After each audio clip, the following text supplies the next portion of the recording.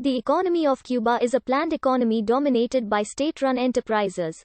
The government of Cuba owns and operates most industries and most of the labor force is employed by the state. Following the fall of the Soviet Union in 1991, the ruling Communist Party of Cuba encouraged the formation of worker cooperatives and self-employment.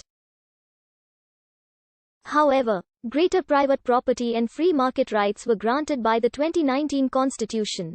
It has also been acknowledged that foreign market investment in various Cuban economic sectors increased before 2019 as well. As of 2000, public sector employment was 76% and private sector employment was 23% compared to the 1981 ratio of 91% to 8%. Investment is restricted and requires approval by the government. The government sets most prices and rations goods to citizens. In 2019, Cuba ranked 70th out of 189 countries, with a Human Development Index of 0.783, placed in the high human development category. As of 2012, the country's public debt comprised 35.3% of GDP. Inflation was 5.5%, and GDP growth was 3%. Housing and transportation costs are low. Cubans receive government-subsidized education, healthcare and food subsidies. The country achieved more even distribution of income after the Cuban Revolution of 1953 to 1959, which was followed by an economic embargo by the United States. During the Cold War period, the Cuban economy was heavily dependent on subsidies from the Soviet Union, valued at $65 billion in total from 1960 to 1990. An average of $2.17 billion a year. This accounted for anywhere between 10% and 40% of Cuban GDP, depending on the year. While the massive Soviet subsidies did enable Cuba's enormous state budget, they did not lead to a more advanced or sustainable Cuban economy. Although described by economists as a relatively highly developed Latin American export economy. In 1959 and the early 1960s, Cuba's basic economic structure changed very little between then and 1990. Tobacco products such as cigars and cigarettes were the only manufactured products among Cuba's leading exports, and even these were produced by a pre-industrial process. The Cuban economy remained inefficient and over-specialized in a few highly subsidized commodities provided by the Soviet bloc countries. Following the collapse of the Soviet Union, Cuba's GDP declined by 33% between 1990 and 1993, partially due to the loss of Soviet subsidies and a crash in sugar prices in the early 1990s.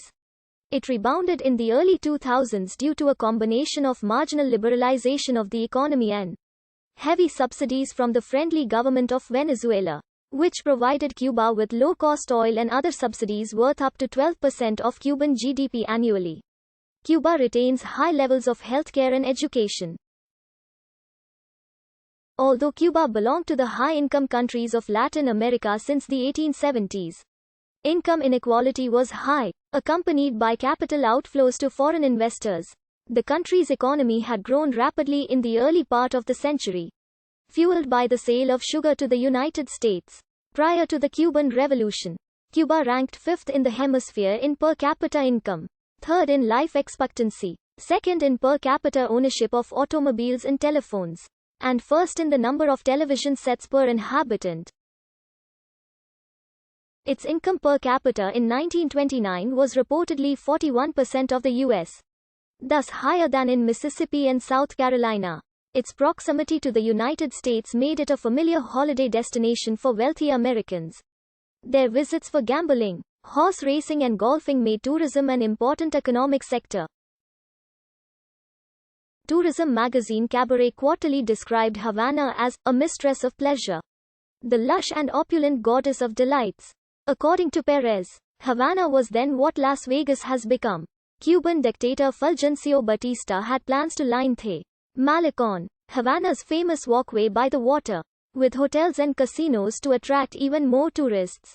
Today Hotel Havana Riviera is the only hotel that was built before the revolutionary government took control. On March 3, 1959, Fidel Castro seized control of the Cuban Telephone Company, which was a subsidiary of the International Telephone and Telecommunications Corporation.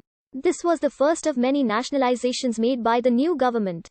The assets seized totaled $9 billion United States dollars. After the 1959 revolution, citizens were not required to pay a personal income tax. The government also began to subsidize healthcare and education for all citizens. This action created strong national support for the new revolutionary government. After the USSR and Cuba re-established their diplomatic relations in May 1960, the USSR began to buy Cuban sugar in exchange for oil. When oil refineries like Shell, Texaco, and Esso refused to refine Soviet oil, Castro nationalized that industry as well, taking over the refineries on the island.